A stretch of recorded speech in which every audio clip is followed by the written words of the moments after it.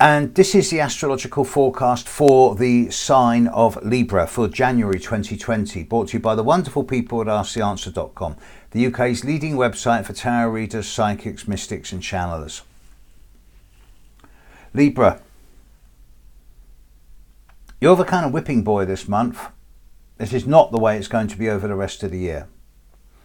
But during January, there's going to be echoes, reverberations, pre-shocks of stuff that's going to come up later in the year. And it'd be very easy for you to overreact. Now, normally, you're not the type of person who will overreact. You're not going to suddenly stand up and become all confrontational and overly assertive or anything like that. But there is a need in January for you to be clear with other people about where your boundaries are. Otherwise, you're going to end up having to sort out other people's problems and then take the blame when it all goes wrong. So be clear with individuals as to how far you will go in order to help them and how far you can't. There's a philosophy here this month that's similar for those of you born in Pisces as well. And that is, how can you help anyone else if you're not in good working order yourself?